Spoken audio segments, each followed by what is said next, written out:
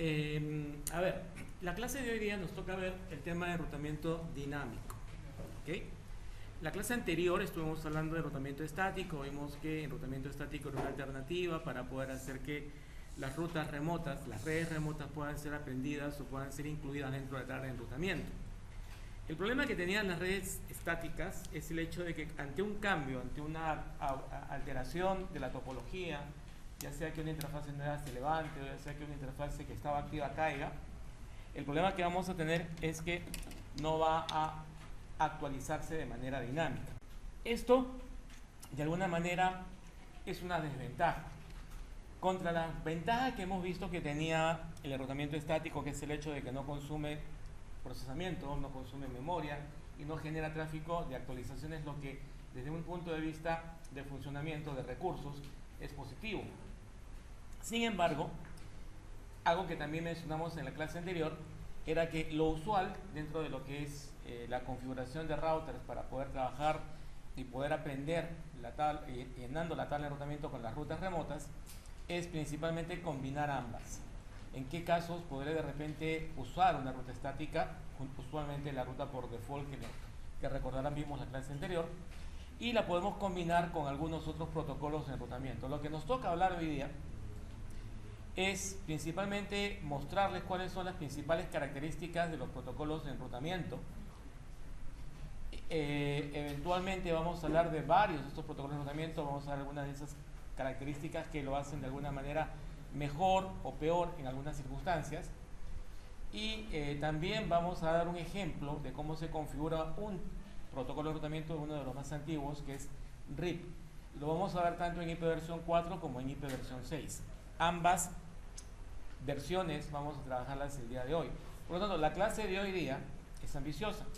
Pretende que hablemos de la teoría, espero no sea tan aburrida ni tan larga, y vamos a ver una demostración de cómo se configura en RIP versión 2 en una topología donde vamos a trabajar todo esto con IP versión 4, esa es la última, digamos, la última versión de RIP, y vamos a hablar en IP versión 6 de RIP-NG, que es la nueva generación de enrutamiento RIP, que se basa esencialmente en RIP versión 2 y que vamos a ver que tiene algunas diferencias a la hora de configurar relacionadas justamente con este método que vamos a aprender en primera instancia con IP versión 4.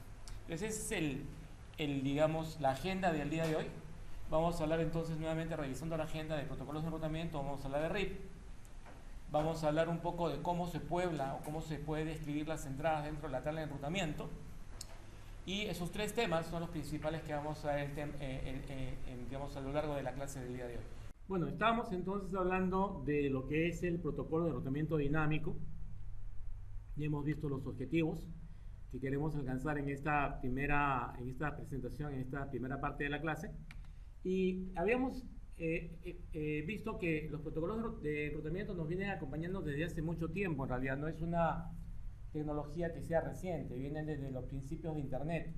Hace tiempo atrás, en los principios de Internet trabajábamos, por ejemplo, con enrutamientos o con protocolos de enrutamiento como RIP versión 1, pero con el tiempo las tecnologías fueron cambiando, fueron adaptándose a nuevas circunstancias, cambiamos de usar enlaces seriales por usar enlaces de fibra, características totalmente diferentes. Entonces tuvimos que adaptarnos. Empezaron a escasear direcciones, empezaron a aparecer nuevos protocolos y a desaparecer otros, y entonces en ese proceso de transformación también los protocolos de enrutamiento han tenido que ir adaptándose. Esa adaptación ha partido o ha dejado huella en la historia. Empezamos, por ejemplo, con RIP versión 1, que evolucionó luego a RIP versión 2. EIGRP evolucionó a Enhanced EIGRP. Otros protocolos aparecieron en el mercado. Cuando aparece Internet, aparece la Internet Engineering Task Force, que empezó a desarrollar protocolos de enrutamiento principalmente para Internet. Ahí aparece, más o menos en la década del 80, 84, aparece OSPF, la primera versión, y mejora, y sale la versión 2, que hasta ahora nos ha acompañado en IP versión 4.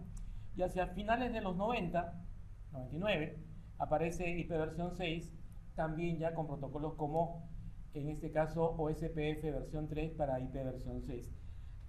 No solamente está OSPF, no solamente está Enhanced EIGRP o RIP, también nos han acompañado algunos otros protocolos. Algunos han desaparecido ya no se usaron más debido a que el protocolo para el que fueron diseñados también desapareció. Otros se han adaptado, ¿no?, a estas circunstancias. AES es uno de estos protocolos que fue desarrollado para poder trabajar con distintos protocolos como IPv4, IPv6 y demás, lo que le ha permitido todavía ser vigente hoy en día, a pesar de que hay nuevos protocolos como en este caso IPv6 dentro de lo que es el conjunto de protocolos de direccionamiento que manejamos hoy en día dentro de las redes de cómputo. Que entonces ha habido una evolución. Ahora, ¿cómo clasificar los protocolos de enrutamiento? Es una buena pregunta. La respuesta sería, ok, hay varios criterios que puedo aplicar yo para poderlos clasificar. De hecho que sí. Vamos a ver que hay varios criterios que podemos usar para clasificar, en este caso, los protocolos de enrutamiento, pero en esencia, estos protocolos van a poderse describir en dos grandes rubros: los protocolos vector-distancia y los protocolos de estado de enlace, de los que vamos a hablar con más detalle más adelante. Ahora, ¿qué elementos forman parte de lo que es el protocolo de enrutamiento? En este caso, de los protocolos de enrutamiento como RIP, OSPF, etc. En esencia, tengo que definir un algoritmo o un mecanismo que me permita extraer las mejores rutas. Es decir, tengo que yo aprender cuáles son las rutas que tienen la mejor, digamos, hacen el mejor camino hacia un destino. Para eso yo puedo desarrollar distintos algoritmos.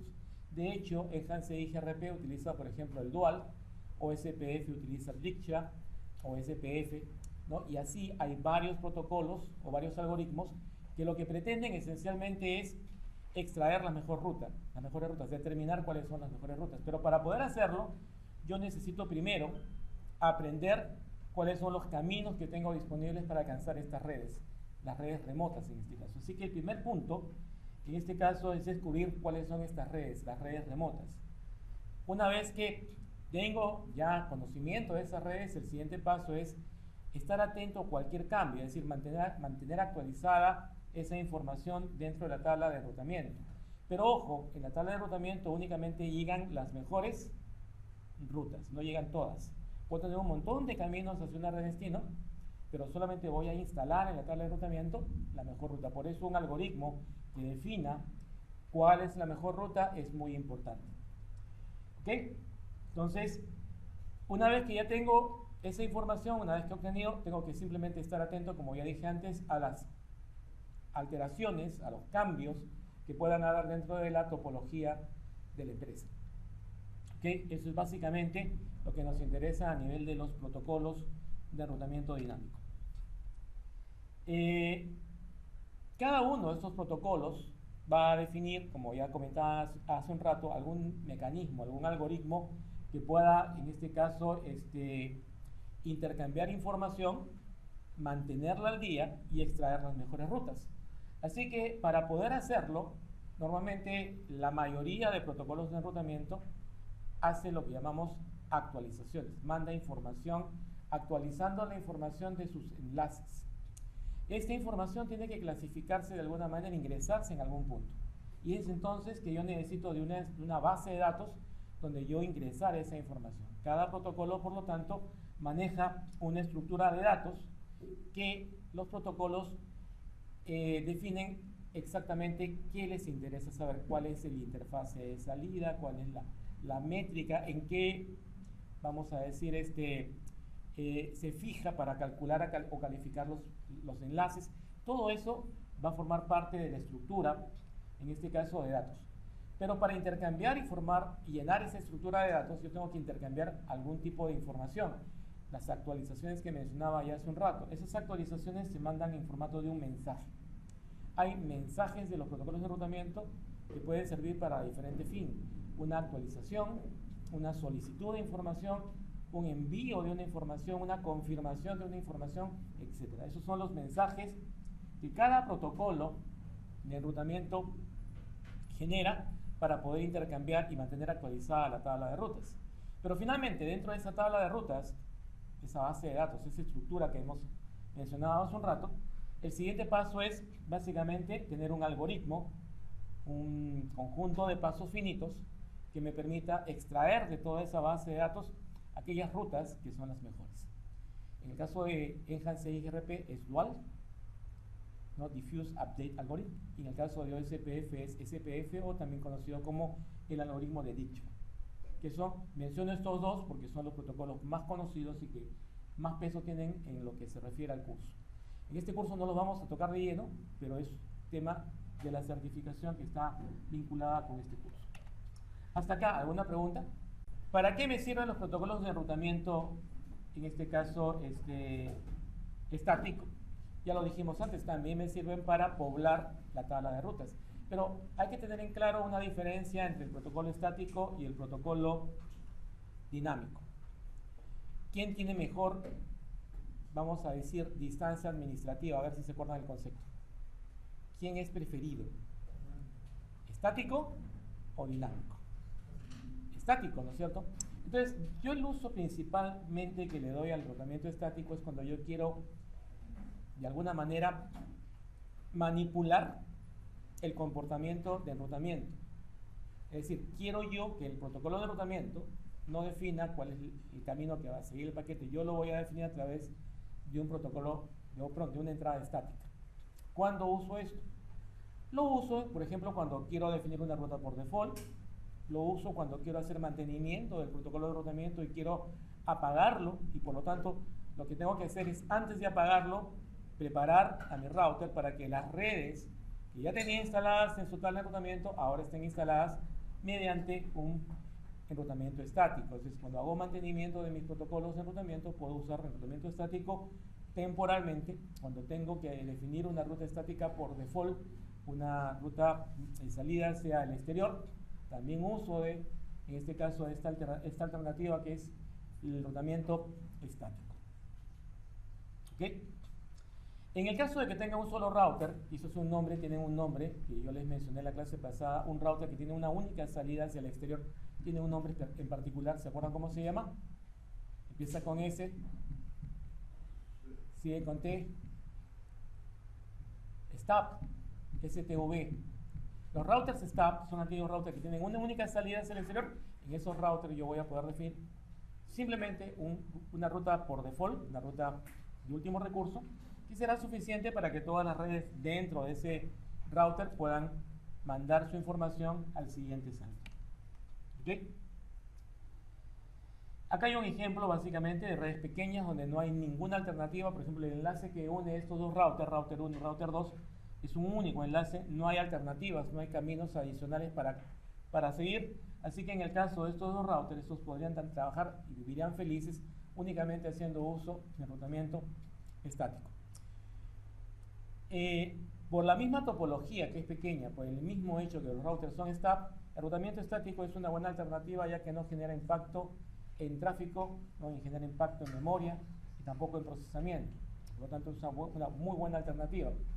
Sin embargo, en algunos casos, cuando el enrutamiento no es capaz de adaptarse a los cambios, en este caso, este protocolo de enrutamiento o esta técnica de enrutamiento, que es el enrutamiento estático, no es la más adecuada y usualmente la combinamos con enrutamiento dinámico. Acá en esta tabla van a ver las ventajas y desventajas del enrutamiento estático.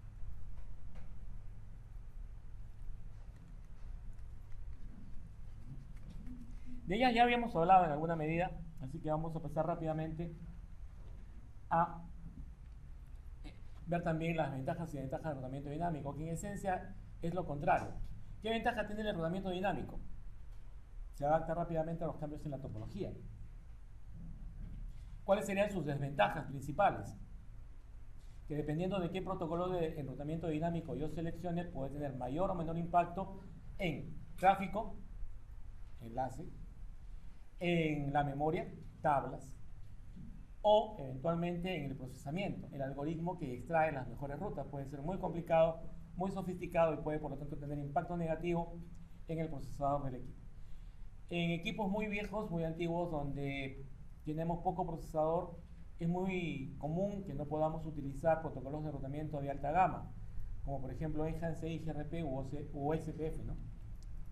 En este caso tenemos que recurrir todavía a enrutamientos de tipo estático o protocolos de enrutamiento que tengan muy bajo impacto en procesamiento, en memoria y en actualizaciones eventualmente. Vamos a hablar ahora de RID versión 2. Hoy me dicen, pero ¿por qué de frente RID versión 2? ¿Por qué no vamos a hablar primero de RID versión 1? Bueno, les cuento un poco, como les había adelantado ya en unos minutos atrás.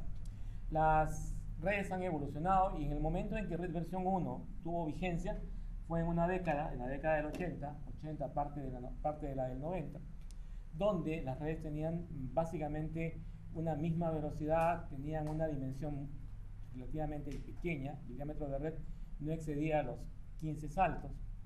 Y hoy en día tenemos redes que tienen mucho más, digamos, velocidades mayores, distintas velocidades en distintos enlaces, distintas tecnologías, ya no usamos seriales, usamos fibra óptica. Entonces, RID versión 1 ya no es capaz de soportar de manera eficiente este tipo de redes. Entonces, maquillamos un poco versión 1 en realidad y migramos a RID versión 2. ¿Qué novedades tiene RID versión 2 respecto de RID versión 1? En principio tenemos el concepto de que las actualizaciones ya no viajan en formato broadcast, sino viajan en formato multicast, lo que las hace más eficientes. Segunda gran ventaja, este protocolo tiene la capacidad de no solamente enviar la red, sino también enviar la máscara, informando por lo tanto cuál es la máscara de subnet que está vinculada a esa red. Esto lo hace un protocolo de enrutamiento sin clase, classless. Y esto es justamente una ventaja porque en la época en que RID versión 2 empieza a trabajar, las redes se empezaban a agotar y tuvimos que empezar a usar subnetting. Si recuerdan un poco el tema del curso anterior, en CCNA 1 ustedes vieron subnetting, fue un tema del curso. Entonces, como empezamos a usar subnetting para poder optimizar y distribuir mejor las direcciones, se nos hace necesario entonces trabajar con aquellos protocolos que soportan el envío de la red y además de la máscara vinculada a esta red. Y esos protocolos son llamados classless. ¿Okay? Entonces esa es la gran ventaja que tiene RID versión 2. En esencia, como ya les había adelantado, RID versión 2 es un maquillaje de RID versión 1. Por lo tanto, la forma de configuración básicamente es exactamente igual. La única gran diferencia es que en algún momento durante el proceso de configuración yo le voy a decir que voy a usar versión 2. Algo que la mayoría de gente no lo entiende, pero que es importante entender, es que el protocolo RID versión 2 no acepta información de RID versión 1. Pero paradójicamente, RID versión 1 sí acepta actualizaciones de RID versión 2. Y la mayoría dice, pero ¿cómo es posible que un protocolo más moderno, versión 2, no acepte información del protocolo anterior y un protocolo más antiguo, viejo, sí acepte las actualizaciones de RID versión 2? La diferencia o la clave está en lo que les dije hace unos minutos. RID versión 2, adicionalmente de la red, envía ¿qué cosa? La máscara de subnet. ¿De acuerdo? La máscara de subnet. Cuando RID versión 1 recibe una actualización de RID versión 2, él recibe la red. No le interesa la máscara, por lo tanto la considera válida.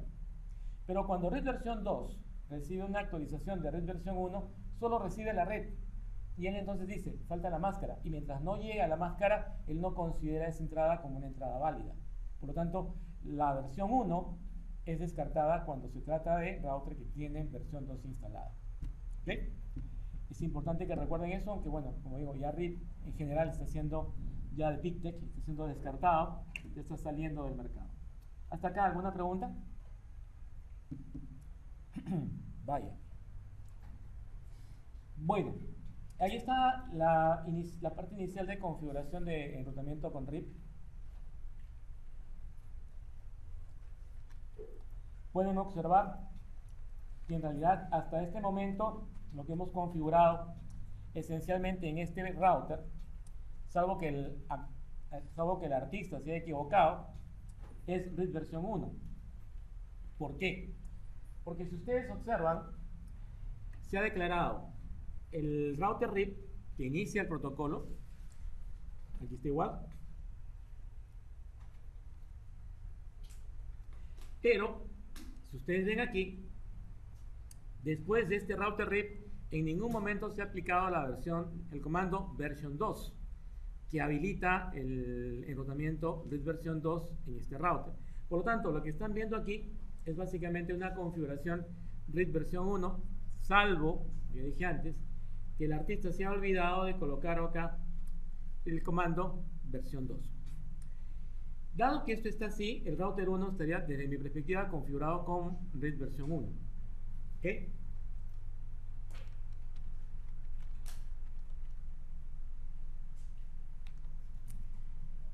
En la configuración o en la validación de la configuración, yo tengo que usar varias opciones que me permiten validar que el protocolo está correcto.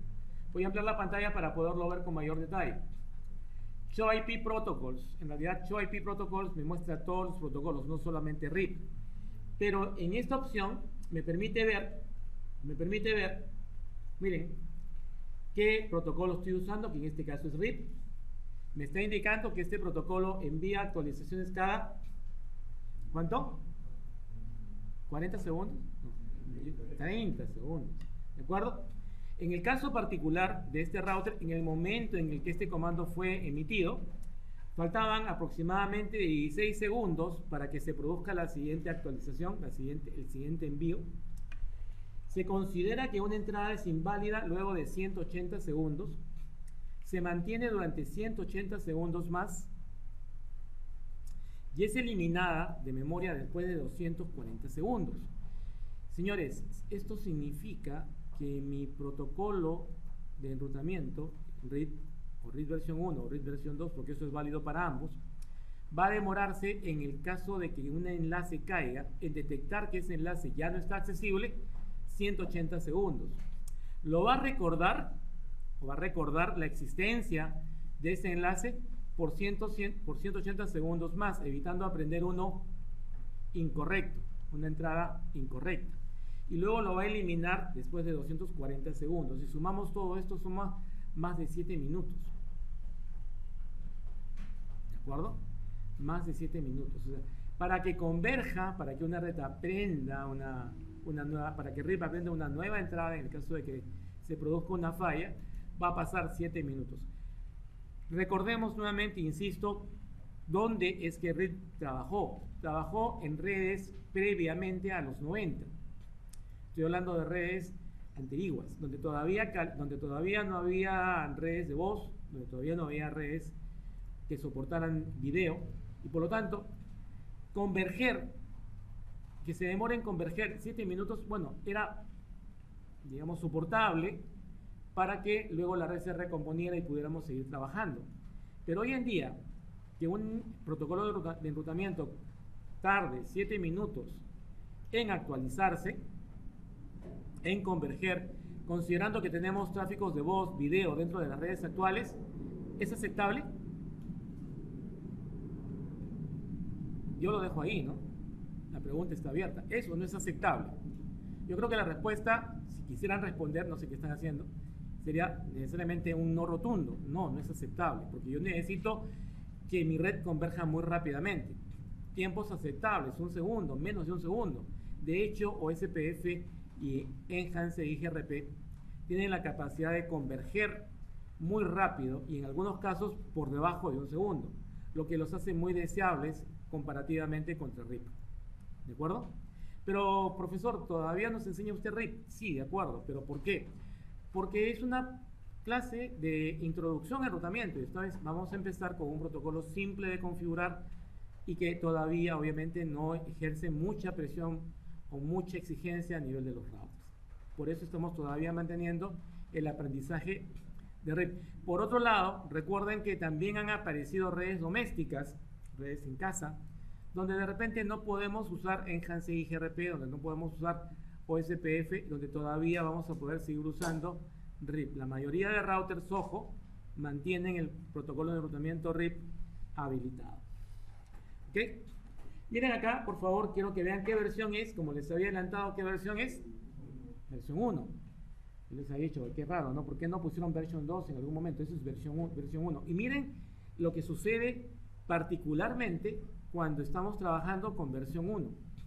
Con versión 1 yo soy capaz de enviar versión 1 pero recibir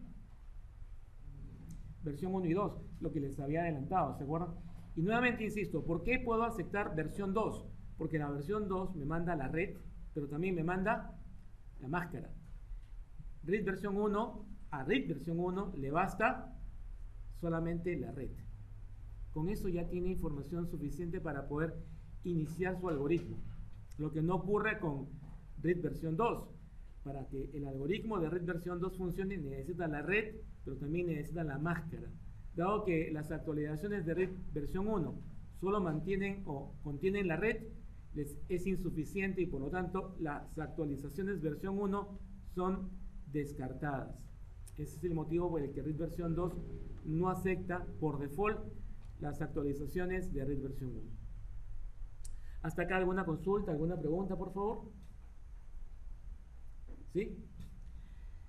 Valores que nos interesa recordar. Distancia administrativa de RIP, versión 1 y versión 2,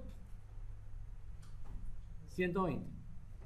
Y un concepto muy importante es el diámetro de red. El diámetro de red es la cantidad de saltos que hay entre un router y otro. La mayor cantidad de saltos entre un equipo y otro, eso se llama diámetro de red. El diámetro de red no debe exceder los 15 saltos. 16 saltos se considera infinito. Es decir, un equipo que se encuentra a 16 saltos dentro de la tabla de rotamiento RIP se considera inalcanzable. ¿Ok? Ese es un concepto también importante. Ahora, alguien me preguntó alguna vez por qué hay que poner estos valores, por qué tenemos que manejar estos valores de inválido después de un determinado tiempo, de mantenerlo en memoria después de un determinado tiempo, después de eliminarlo después de 240 segundos. Dice, ¿por qué motivos yo tengo que mantener esto dentro de RIP? Bueno, la respuesta es bien simple. Sin esos mecanismos de hold on timers que estamos viendo en este momento, RIP se volvería muy proclive a bucles de enrutamiento. Esos mecanismos están ahí para darle estabilidad a las actualizaciones. ¿Ok? Discutiremos en algún momento, pero hay 5 mecanismos que son necesarios en RIP para que pueda tener estabilidad. Uno de ellos son los hold on timers que están viendo ahorita en pantalla. El otro es el urgent updates, actualizaciones urgentes, que es cuando un cambio se produce, inmediatamente mando la actualización, no espero los 30 segundos. Poison reverse, envenenamiento de ruta, cuando se envía a una distancia por encima de 15 y entonces consideramos que es una ruta inalcanzable, también es una alternativa. Split horizon, ¿no? Entre otras opciones, son 5 en total. ¿Ok? Muy bien, ya tenemos una idea aquí, no sé si tengan ustedes alguna consulta. Y la otra alternativa es también con el comando showIPRoute, que es para ver las entradas dentro de la tabla de enrutamiento. Aquí estamos viendo justamente esta tabla, donde nuevamente yo quiero que entiendan que este primer 120 es la distancia administrativa y este valor 1 o 2 en este caso, ¿qué cosa es? Es el número de saltos o la métrica que en este caso RIP aplica para alcanzar esta red. Entonces, para alcanzar la 192.16850, yo tengo que pasar a través de 2 routers y tengo que enviarlo a través de esta interfaz, ¿ok? Que define básicamente la serial 00. Muy bien, chicos, preguntas por favor. ¿Alguna duda? Ahora sí, RIP versión 2, espero que sea cierto. Ok, lo que decía hace un rato. ¿Qué faltaba? Versión 2. Hecho esto, cuando yo valido la existencia de esto, voy a darme cuenta, acá todavía sigue con problemas, acá todavía sigue mandando versión 1 y recibiendo 1 y 2, esto es de la versión anterior, acá todavía no hay una actualización de esto. Pero aquí, perdón, aquí sí se nota, aquí sí se ve que, por ejemplo, en la sección está mandando versión 2, pero solamente recibe versión 2. ¿Ok? No como en el caso anterior, donde yo podía recibir tanto versión 1 como versión 2. Por eso les decía esa incompatibilidad que les había comentado ya hace un rato, donde RIP versión 1 sí acepta las actualizaciones de RIP versión 2, pero no al revés. Un concepto crítico vamos a verlo ya en la siguiente lámina, es la autosumarización. La autosumarización es un mecanismo que automáticamente considera que todas las redes de una misma familia, de una misma red, están conectadas a un router. Ese es el proceso de autosumarización. Esto funciona bien funcionaba bien cuando a mí me asignaban toda una red completa, que fue al principio cuando la internet todavía estaba empezando. Pero como les comentaba hace un rato, cuando empezó a crecer la internet y las direcciones empezaron a escasear, la gente empezó a usar subnets y ya yo no te entregaba toda una red completa. Es entonces donde el concepto de autosumarización era un inconveniente. Así que tenía que deshabilitarlo. ¿Dónde debo deshabilitar la autosumarización sí o sí? Debo deshabilitar la autosumarización sí o sí cuando yo tenga una red discontinua. Vamos a hablar de ella con mayor detalle, pero ahí tenemos de todas maneras que aplicar, en este caso, el concepto de deshabilitar la autosumarización.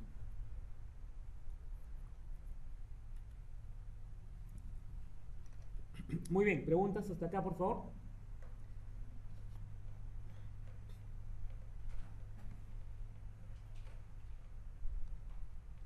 Para validarlo voy a seguir usando el comando show IP protocols y buscar dentro de la opción donde dice si la sumarización automática se encuentra o no se encuentra en efecto. Acá no lo ha subrayado, acá lo estoy marcando yo. Automatic Network Summarization is not in effect, significa que he deshabilitado la sumarización. Si acá dijera in effect, significa que tengo, en este caso, activa la autosumarización. En este caso, el concepto que estamos discutiendo en esta lámina es otro, pero quería destacar de una vez esa funcionalidad de cómo verificar si la autosumarización está o no está activa. Cuando yo configuro las interfaces, puede suceder que algunas de estas interfaces estén conectadas a una sección de la red donde no existen otros routers. Y entonces no tiene sentido que por ese enlace periódicamente, cada 30 segundos, yo mande tráfico de actualización. Entonces, hay una técnica que me permite evitar que se manden actualizaciones por ese enlace. Esa técnica se llama pasivar una interfase. Passive Interface, dicho de otra manera, consiste en indicar en qué interfaces no se van a mandar periódicamente actualizaciones. Eso es todo lo que tengo que ver con lo que no es, con lo que es en este caso, perdón, interfaces pasivas, interfaces que no van a enviar. Pregunta, ¿no envían pero pueden aceptar? La respuesta es sí. No envío, pero si me llega una actualización por ese enlace, yo la voy a aceptar. Esa es una característica interesante. ¿Cómo sé o cómo yo aplico cómo pasivo una interfase? Para pasivar una interfase, el concepto es sencillo. Simplemente pongo passive interface y la interfase en la cual yo no quiero que se manden actualizaciones. Esto puede ser la gigabit Ethernet, puede ser la fast Ethernet, dependiendo de la topología que tú tengas. ¿Cómo lo verifico? Con el comando show IP protocols yo me puedo dar cuenta cuáles son las interfaces que se encuentran pasivadas. Estas interfaces se encuentran en estado de pasivo. ¿Ok?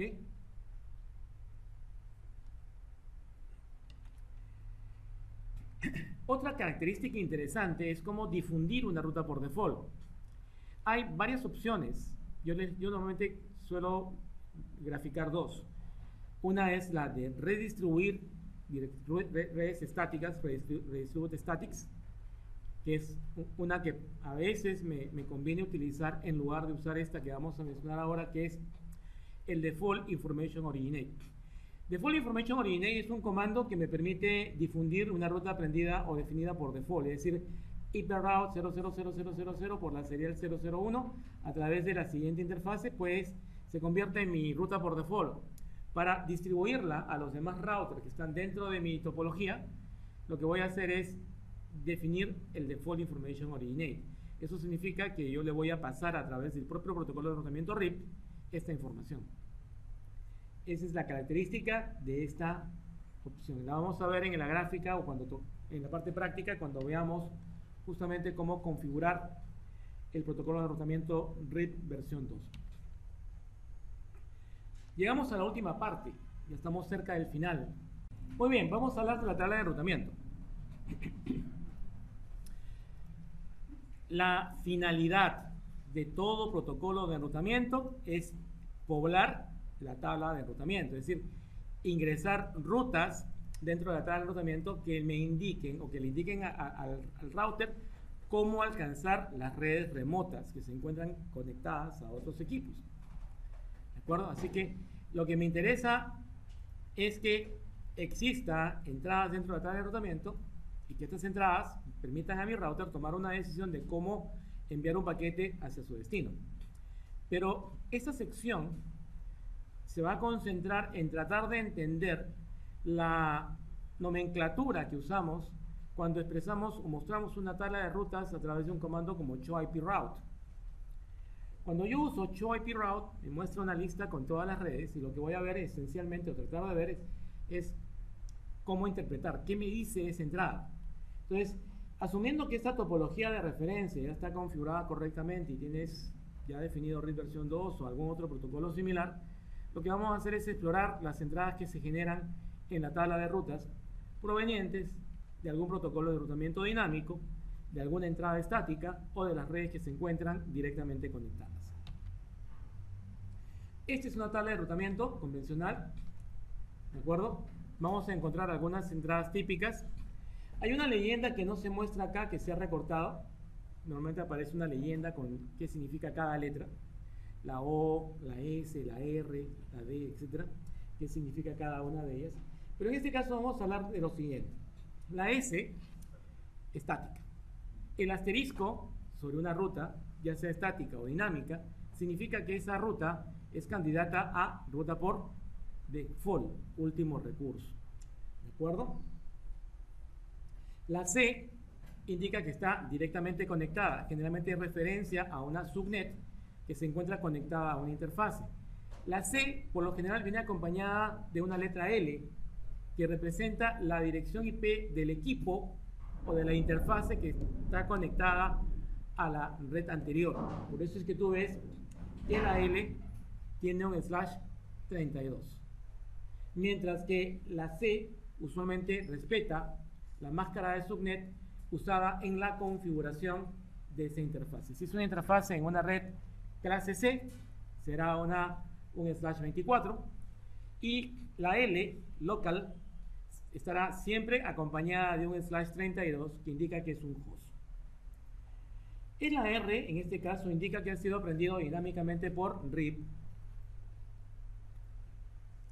Y cuando una ruta es aprendida dinámicamente, por lo general va acompañada de dos parámetros que van encerrados entre corchetes. Uno es la distancia administrativa, y en este caso particular, ¿cuánto es? 120. Y el otro es la cantidad de saltos, en el caso de RIP, que se considera de manera general la métrica. El valor que va aquí, donde está el número 1, donde está el número 2, etcétera, este valor se le conoce de manera general como métrica.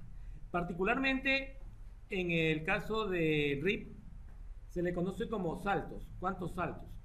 Y el número máximo de saltos que puedo mantener dentro de mi tabla de rutas, ¿cuánto es?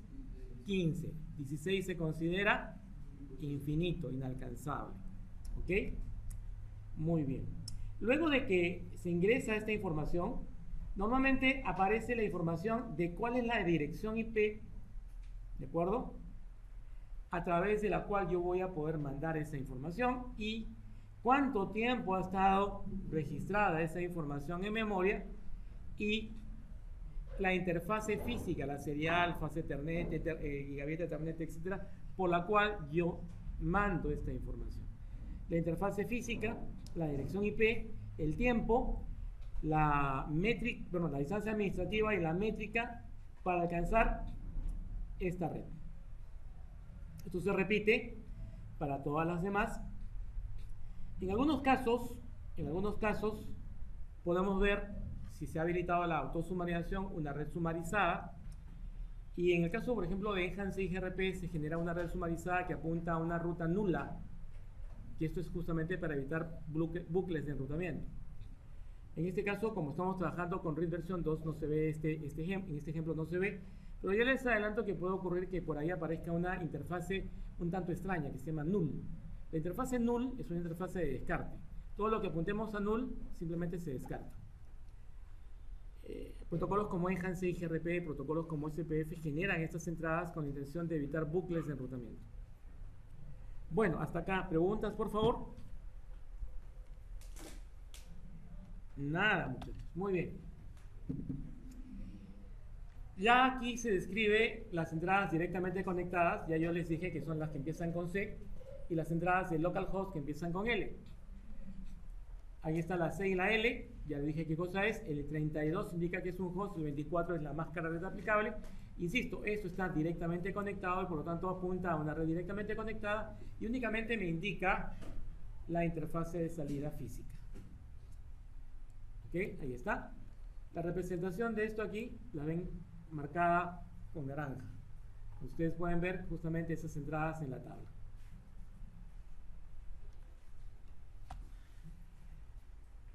Las entradas remotas ya las expliqué, pero acá las detalla con mucho más, digamos, exquisitez, si quieren verlo de esta manera. R viene a ser el origen de la entrada. Eso ha sido descubierto por RIP. Si fuera una D, descubierto por Enhanced IGRP. Si fuera una O, descubierto ¿por quién? Por OSPF. La siguiente entrada es la red destino, la red a la que yo puedo alcanzar. Los dos que vienen acá, que estén cerrados entre braquetes, yo les dije que era uno, distancia administrativa, y la otra era la métrica. Esta es la interfase del siguiente salto, a través del cual yo alcanzo, ¿cómo se llama? Yo envío la información, el tiempo en el que está mantenida esa entrada en mi memoria del router, la marca de hora, y la serial 00, la interfase local de salida para alcanzar esa red. Entonces, cuando yo quiera mandar un paquete hacia esta red, yo la voy a mandar por la serial 00 hacia la interfase cuya IP es la 209.165.200.226. ¿Ok? Esa es la idea de esta entrada. Ahora, ¿hay alguna clasificación de las rutas? Sí, hay alguna clasificación. Particularmente a mí me parece una exquisitez en el sentido de que es demasiado, ponerle demasiado trabas. Primer nivel, segundo nivel, ruta principal, ruta secundaria. En esencia, vale la pena que lo entiendan, sí, pero no es imprescindible. Entender lo anterior sí, tengo que saber de dónde viene, cómo llego a la red destino. Eso sí es importante entenderlo. La métrica, la distancia administrativa, sí. Esto es simplemente para clasificarlas. Vamos a hablar de las rutas dependiendo de cuán específicas estas sean. Y estas las puedo clasificar como una ruta final, como una ruta de primer nivel, principal de primer nivel y secundaria de segundo nivel particularmente. Estas están acá, vamos a describirlas en este caso como una a una. La ruta final. La ruta final es aquella que me indica exactamente la dirección IP del siguiente salto que tengo que usar para alcanzar al router que va a continuar el envío de esta entrada, de esta ruta, de estos tráficos. Camino hacia esa red. Es una ruta final. Entonces acá todas las que tienen una dirección, lo que tienen una dirección IP del siguiente salto, es decir, que dice vía, ¿no? Vía, básicamente es una de estas rutas que me permite, en este caso, alcanzar, ¿no?, a mi red destino y se consideran como ruta final. No hay nada que hacer. Ahí no hay nada que calcular. Algunas veces vamos a encontrar una ruta de primer nivel, que es una ruta donde yo tengo únicamente, no tengo acá que yo tengo la dirección IP y también la interfase, donde yo tengo únicamente la ruta de primer nivel que me indica la dirección IP del siguiente salto. Y yo tengo que recursivamente determinar cuál es la interfase local a través de la cual tengo que mandar esta información para continuar el camino hacia ese redestino. Entonces, cuando únicamente yo conservo o tengo, perdón, la dirección IP del siguiente salto, y me toca hacer una búsqueda recursiva para determinar cuál es la dirección, cuál es la interfase local a través de la cual yo tengo que mandar esta información, en ese caso se considera ruta de nivel 1 o ruta de primer nivel. ¿Ok? Las rutas principales son aquellas donde yo tengo, en este caso, la red, a la dirección IP del siguiente salto, pero yo tengo que calcular eventualmente cuál es la interfase local. El segundo nivel, acá tenemos un ejemplo, tenemos las que han sido aprendidas en este caso mediante RIP, ¿no? Donde tengo básicamente la información de cómo alcanzar estas redes y han sido aprendidas de manera, no son las que están directamente conectadas. Ruta secundaria de segundo nivel. Insisto, esa parte que acabamos de terminar no es que sea súper importante manejarla a este nivel de curso. CCNA 1 vas a requerirlo de repente en CCNP o en CCIE. Ahorita, sí es bueno que tengas una idea que existen, pero no es que tengas que sabértelo de memoria.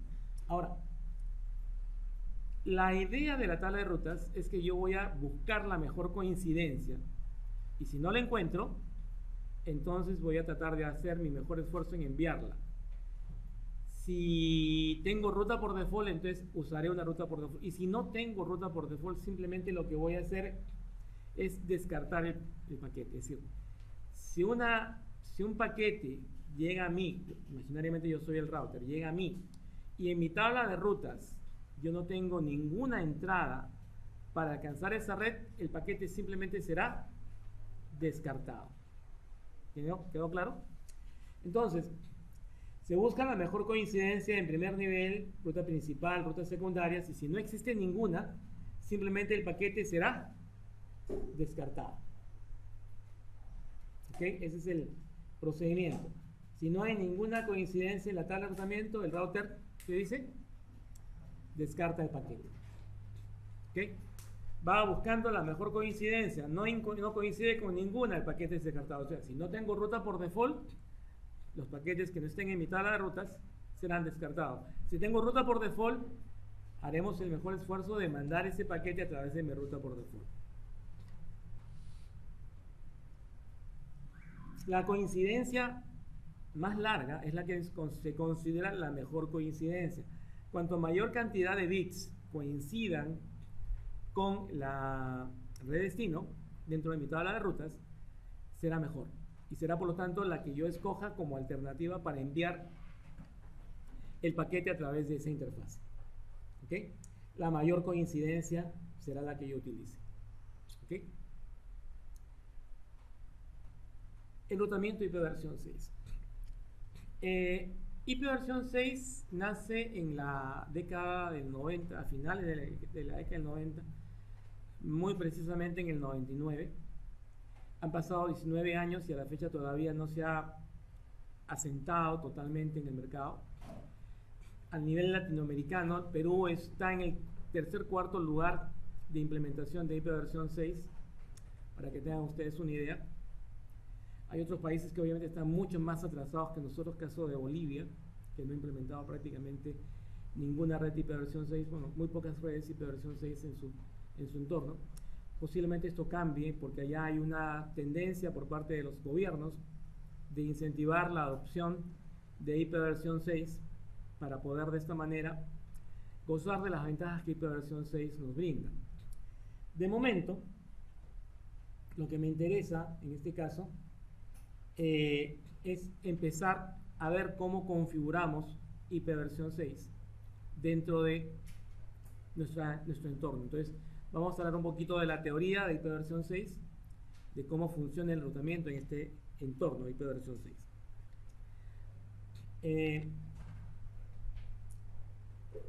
Igual que en el caso anterior, tenemos las entradas directamente conectadas, tenemos también lo que es la misma estructura para entender lo que es la tabla de enrutamiento, exactamente igual.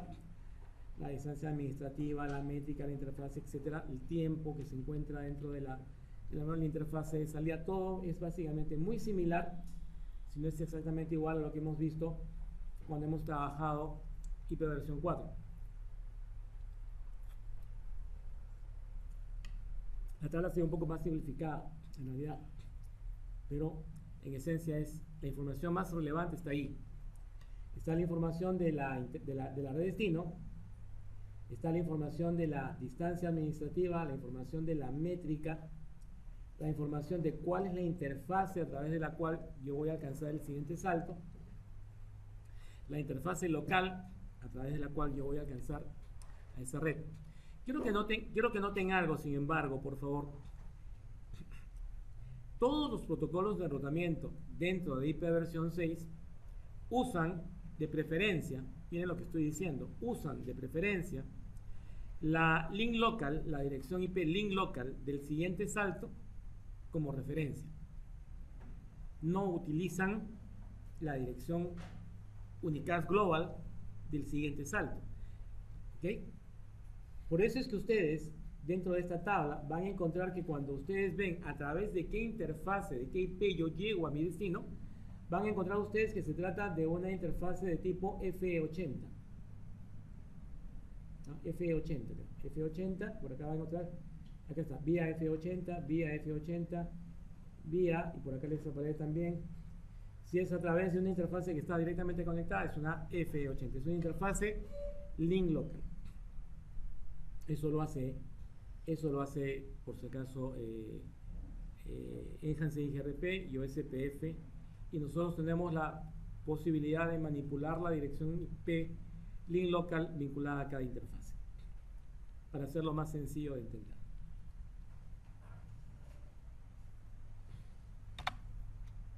Ahí están las entradas redes remotas, muy similar, ya lo mencionamos.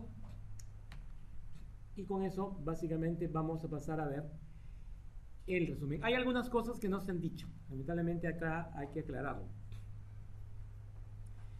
El protocolo de enrutamiento funciona siempre y cuando yo habilite el enrutamiento IP versión 6. Y para habilitar el enrutamiento IP versión 6 hay un comando súper importante que se llama IPv6 Unicast Routing. Lo vamos a ver en la parte práctica dentro de un rato. Entonces, ¿qué hemos revisado hoy día? Que es básicamente el protocolo de enrutamiento dinámico. Hemos visto algunas de sus características, cuándo combinar el enrutamiento dinámico con el enrutamiento estático, ¿no? Cuáles son las principales ventajas y desventajas de cada uno de ellos, estático y dinámico. Y también hemos visto cómo configurar RIP versión 2 en IP versión 6, y hemos hecho una muy breve introducción, mucho más concisa o mucho más compacta, la vamos a hacer en la demostración, cuando les sale de los comandos necesarios y del nuevo modelo que usamos a la hora de configurar enrutamiento en IP versión 6, donde no se declara la interfase, sino que se vincula la interfase al proceso de enrutamiento apropiado. Y eso lo vamos a ver en la parte demostrativa del día de hoy. ¿Alguna pregunta, algún comentario hasta el momento? Solo se ha visto los puntos dinámicos. Sí, señor. Solamente enrutamiento dinámico. ¿Algo más? Muy bien. Entonces vamos a dar por terminada la sesión de hoy a nivel de teoría. Gracias.